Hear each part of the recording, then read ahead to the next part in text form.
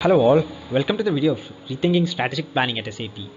For businesses that have been most affected by recent disruption in technology and social communication, the challenge is one of management. Originally, management was designed for a very different set of business needs, ensuring that repetitive tasks were completed, improving economic efficiency, and maximizing labor and machine productivity. Today, those needs are vastly different. Why? Because we are facing a crisis. Actually, we are facing many crises. There are crises of competition, economy, disruptive technology, job creation, social development, global pandemic outbreaks, and sustainability. Some are more pressing than the others. The natural resources crisis and global pandemic outbreaks are certainly more pressing than the economic crisis. And it's getting worse as population and their level of consumption keep growing faster than human and technology innovation, which can find ways of expanding what can be extracted from or produced in the natural world. We need a new way, one that is smart, human, cultural, social, and agile, and that puts innovation at its core at every move it makes. That way could be design thinking. Now, we may comprehensively look into SAP's strategic planning and their application of design thinking. We are indeed concentrating on the approach towards the problem rather than the solution in itself. So, let's begin.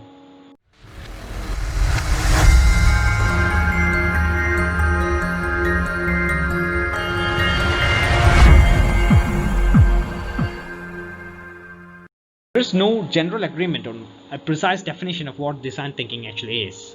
There are variations across disciplinary cultures and different meanings depending on its context. For example, design thinking in architecture is different from design thinking in management context. The design process is dynamic and can be complicated, messy, and can be characterized as a function of specific relevant application. Moreover, there are additional layers of mystery associated with creativity itself. Hence, the challenge is inherent in efforts to define it.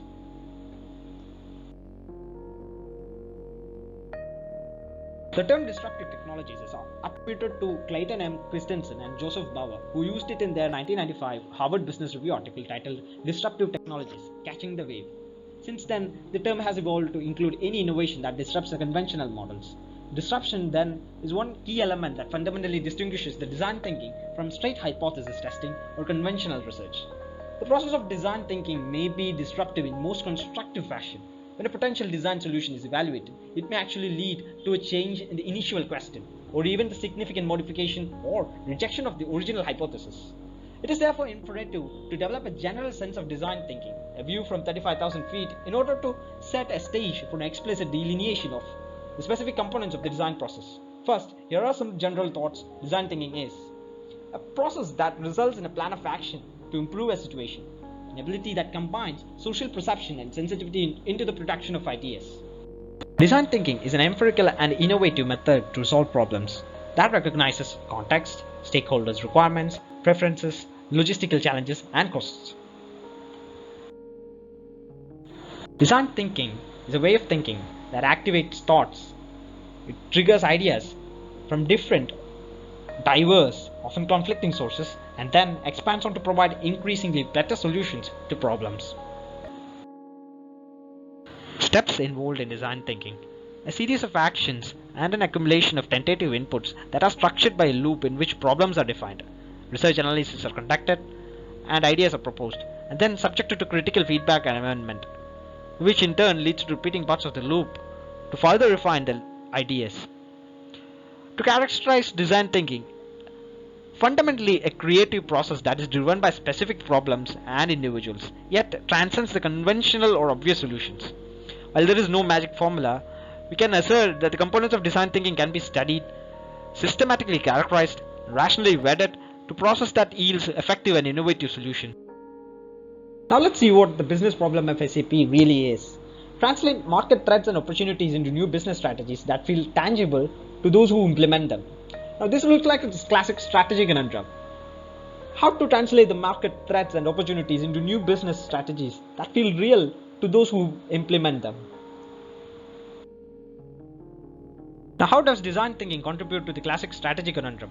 Blending design thinking with conventional approaches to strategy and planning in order to create and communicate innovative ideas, making them shared, relevant and achievable with employees at all levels of the company.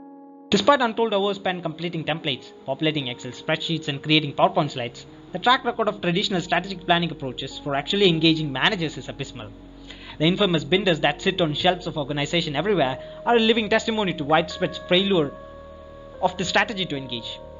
And the lack of engagement translates directly into a failure of strategic tools such as mission statements and SWOT analysis to make any discernible difference in an organization's ability to adapt to changing environment.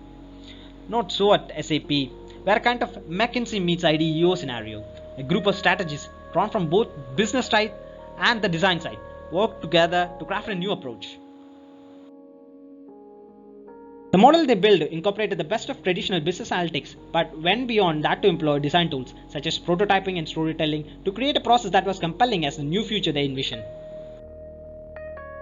As the brave new world of Web 2.0 dawned, with its flagship endeavors like Wikipedia and Facebook, and its arsenal of collaborative technologies for working more flexibly and in more distributed and informal ways, the executives at SAP was worried.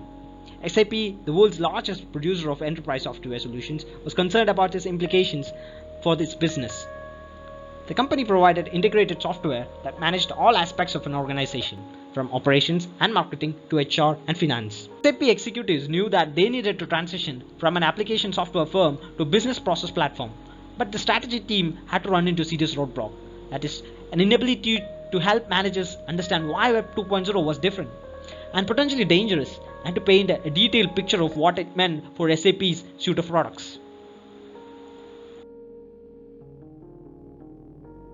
In the background, there was a troubling sense that the strategy team just didn't have the manager's attention.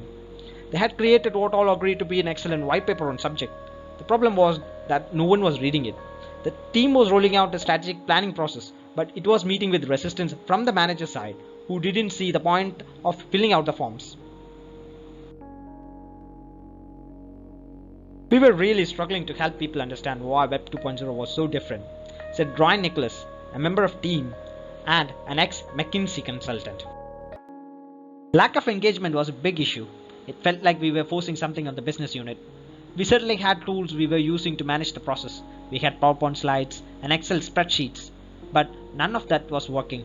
It was just sticking, said Ryan Nicholas.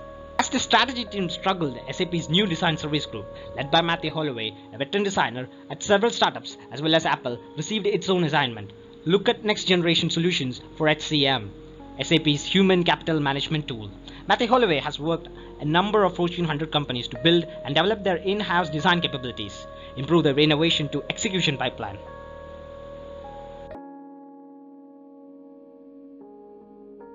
To better address your business challenges, first revisiting your definition of the problem may prove more productive than searching immediately for a solution.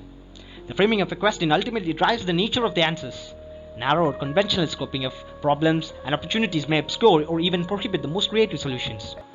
The willingness of SAP's design service team to step back from their assigned question and ask a different, broader questions paves the way for a more meaningful project. As they started to look for patterns and opportunities, Matthew and him began to realize that a larger social paradigm was evolving, involving not just the HCM solutions, but the entire enterprise resource planning suite. They stepped back to ask the very designerly question, are we solving the right problem? And concluded that they wanted to approach their task more comprehensively. So they sought input from the corporate strategy team, and the two groups saw an opportunity to work together to address both their challenges. That means strategy team plus Matthew's design services team combined to solve one single big challenge. What SAP senior executives saw as two discrete parallel issues, the strategy and design service teams believed could be combined into a more powerful framing of a single project, taking the hitherto theoretical examination of Web 2.0 and making it concrete by looking at how it might impact the internal challenges of cascading goals and objectives throughout SAP itself as a company. In other words, the two groups would work together to understand in detail how Web 2.0 was affecting their customers by using their own company as an example. Thus was born Project Torrent, and a commitment to bring together the best of business strategy and design to address the issue. The idea was that a cascading of goals represented a neat orderly series of waterfalls moving down the organization, explained Ryan. He also added that a torrent was something that was inherently more chaotic, more powerful, and harder to predict. The better showed the spirit of what we wanted to capture in our collaboration. The SAP strategy group comprised of traditional business strategists and ex-consultants like Ryan. The design service team had only recently been chartered. It was the brainchild of Hasso Planner, one of SAP's founder, who had become intrigued by the potential of design thinking while working with Tom Kelly of IDEO and was determined to establish it as a core competency throughout SAP.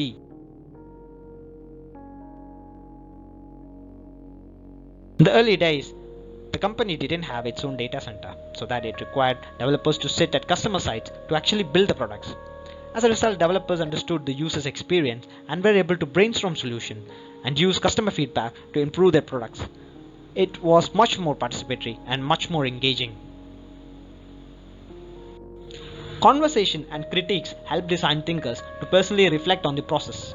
When you have to articulate an idea and respond to criticism, you are forced to think through more aspects of an issue, and ideas tend to become more concrete. On the other hand, if you keep something locked inside your head without having a dialogue, the reflection phase is neglected as you charge forward with potential loss of opportunities and insights. Feedback from stakeholders is especially valuable to make meaningful revisions. Embrace constructive criticism from whatever source, make change without diluting a strong idea, and test again. Here, as the company grew, it lost the vital connection between the users.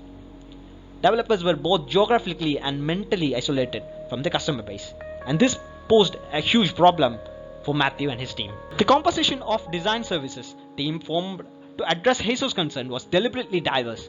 Of the 35 people on the team, only about a fifth were traditional designers. Others came from a range of backgrounds: anthropology, computer programming, sales, and even physics. Now, what they had in common was an openness to design thinking and positive personality traits such as optimism, high energy, and a willingness to get up from their desk and to see what was and what was not working.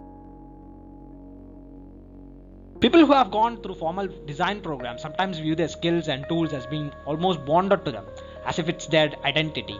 It's hard for them to accept that while they may have better design skills in the classic sense of form and color, they do not have the business context in which to make decisions or know what to explore. Design thinking is really about the approach to the problem than it is about the solution.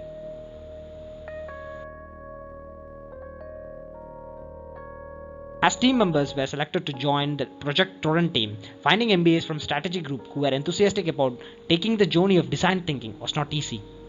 Interestingly, finding designers proved even more challenging. Designers had to join the team who were more traditional designers. They don't share their design with other people. It was as if their profession. One of them explained that it would be like asking a physician to allow anyone to practice medicine. It was ethically wrong in their mind. Such people chose to leave the team, and the team brought new designers who were willing to share their approach. The team looked for people who felt that everyone can design, who realized that everyone can be creative and everyone have good ideas. Successful team members from both the design and the strategy sides enjoyed learning from each other. The corporate strategy group held boot camps for the designers, and the designers shared their ideas and methods with the business strategist. Jointly, they looked at ways to merge their approaches. In this video, we have seen strategic planning problem that SAP had faced. To know how this problem gets solved, stay tuned for the next video. Until then, stay safe, think different.